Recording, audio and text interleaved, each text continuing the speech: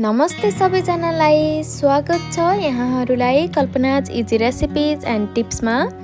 आजको यो भिडियोमा एकदमै सजिलो तरिकाले दार्जिलिङ स्टाइलको भेज मोमो र अचारको रेसिपी लिएर आएकी छु।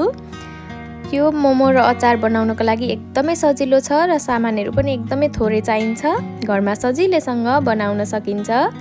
यसको लागि मैले सुरुमा 300 ग्राम एकदमै मसिनो गरी काटेको बन्दालाई लिएकी छु।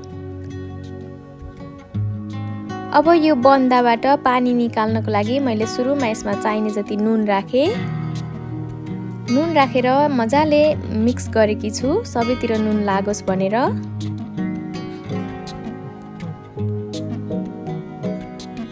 हजुरहरूले एकदम थोरै बनाउँदै हुनुहुन्छ भने चाहिँ पानी नफाले पनि केही फरक पर्दैन। यो बन्दाबाट पानी निकाल्नको लागि मैले अब यो बन्दालाई छोपेर 10 देखि 15 मिनेट राखिदिन्छु। त्यसपछि मैले यहाँ पिठो मुस्नलाई एउटा भाँडा लिए।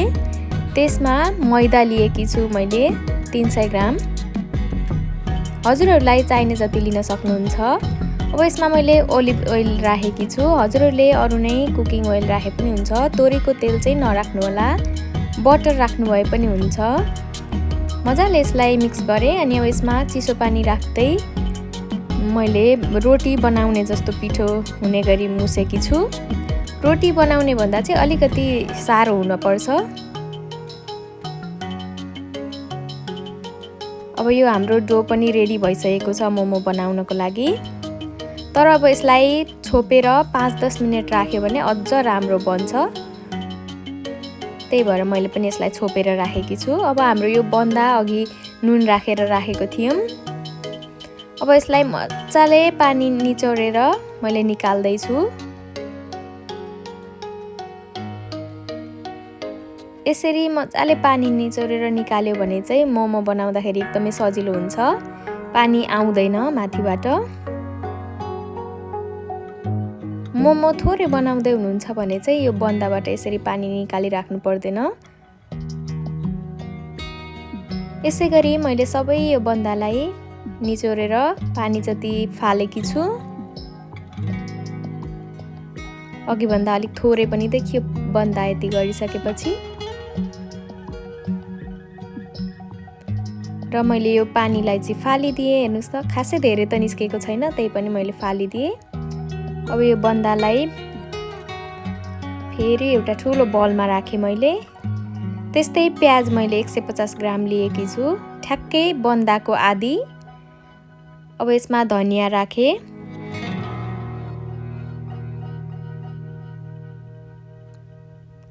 अनि 2 चम्चा ओलिभ ओइल राखेकी छु, बटर राख्नु भए पनि हुन्छ। अनि मजाले मसिनो हुने गरी पिसेको अदुवा राखेँ 1 चम्चा।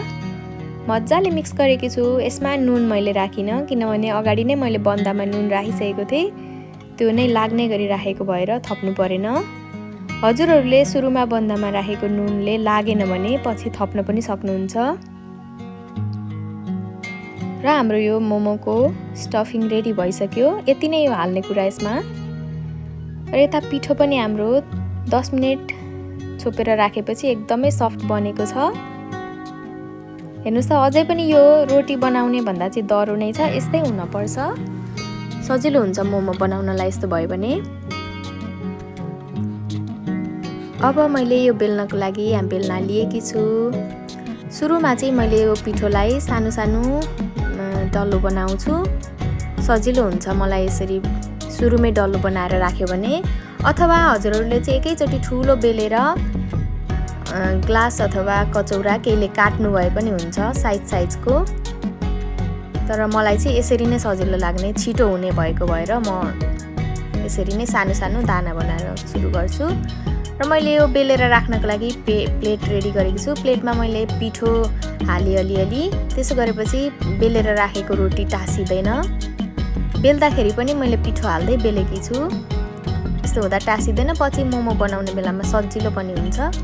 धेरै बाक्लो र धेरै पातलो पनि बनाउनु हुँदैन। पातलो भयो भने पनि मोमो सेप दिँदै गाह्रो हुन्छ, फुट्न सक्छ। र यसरी नै मैले सबै रोटी बेलेर रेडी बनाएकी छु मोमो बनाउनको लागि। एकैचोटि बेलेर राख्यो भने पछि बनाउन छिटो लाग्छ मलाई चाहिँ, अथवा हजुरहरूले एउटा बेल्दै बनाउँदै गरे पनि केही फरक पर्दैन। तर एकैचोटि धेरै चाहिँ बेलेर लास्टमा बनाउनु भयो भने अलिक सुक्खा हुन्छ पिठो रोटी। मैले यो बेलेर रेडी बनाइसकेकी छु।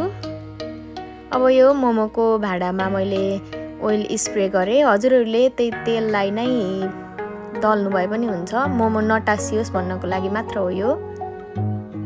अब आफूलाई मनपर्ने अथवा आफूलाई सजिलो लाग्ने सेप अनुसारको मोमो बनाउन सक्नुहुन्छ। मैले चाहिँ यहाँ एकदमै सिम्पल तरिकाको सजिलो मोमो सेप दिएकी छु। हजुरहरूले मेरो भिडियो पुरै हेर्नुभयो भने पछाडि अलिक बिस्तारो गरेर पनि मैले देखाएकी छु, हेर्नुहोला। मलाई यो सेप एकदमै सजिलो लाग्छ भेज मोमोको लागि स्पेसली।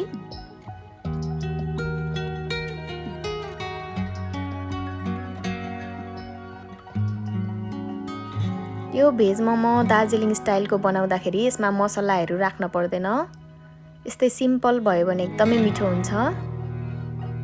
यसरी नै मैले मोमो बनाएर रेडी बनाउन थालिसकेँ।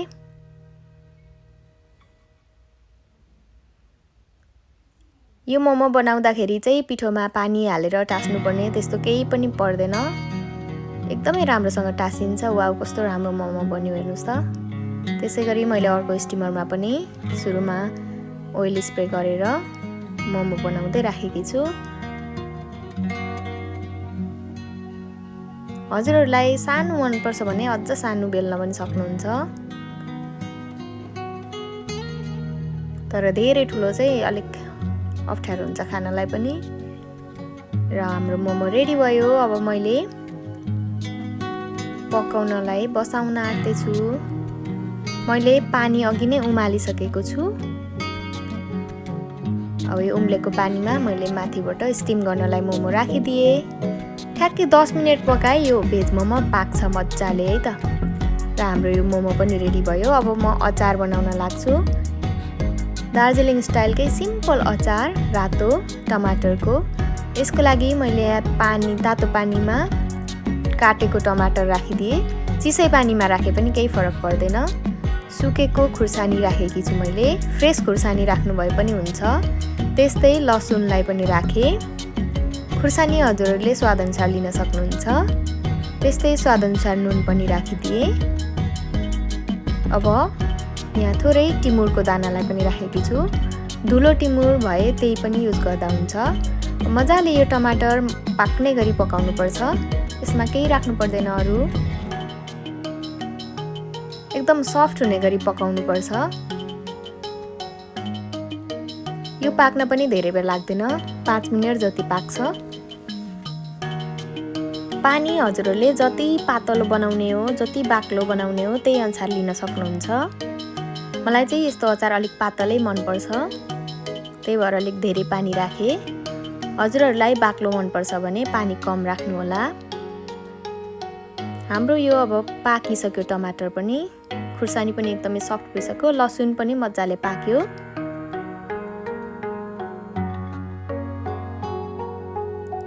अब ग्यास बन्द गरेर यसलाई सेलाउन छोडिदिएँ मैले। सेलाइसकेपछि मैले यो ब्लेन्डरमा राखेर मिक्स गरेकी छु। हजुरहरूले जुनसुकै मिक्सर ब्लेन्डर लिन सक्नुहुन्छ। र यो ब्लेन्ड गर्दाखेरि चाहिँ ठ्याक्कै 2 मिनट मात्रै गर्नुहोला। धेरै गर्यो भने पनि फिज आउन सक्छ। हाम्रो यस्तो भयो अचार रेडी भयो। अब नुन लागेको छैन भने नुन थप्नु होला। यसमा कागतीहरू केही राख्न पर्दैन, किनभने यो टमाटर मात्र भएको भएर अमिलो अमिलो नै हुन्छ। विशेष गरी दार्जिलिङतिर अथवा नेपालको पूर्वतिर चाहिँ भेज मोमोमा यस्तो अचार दिइन्छ, एकदमै मिठो हुन्छ। र हाम्रो तातो भेज मोमोसँग यो अचार राखेर सर्भ गरेँ मैले। एकदमै सफ्ट बनेको छ मोमो पनि। र यो अचार मजाले डुब्ने गरी राखेर खाएपछि त ओहो, एकदमै मिठो हुन्छ। ठ्याक्कै रेस्टुरेन्टको जस्तै बन्छ। हजुरहरूलाई मेरो भिडियो मन पर्यो भने मेरो युट्युब च्यानललाई लाइक, सेयर अनि सब्सक्राइब गर्न पनि नभुल्नु होला। Thank you.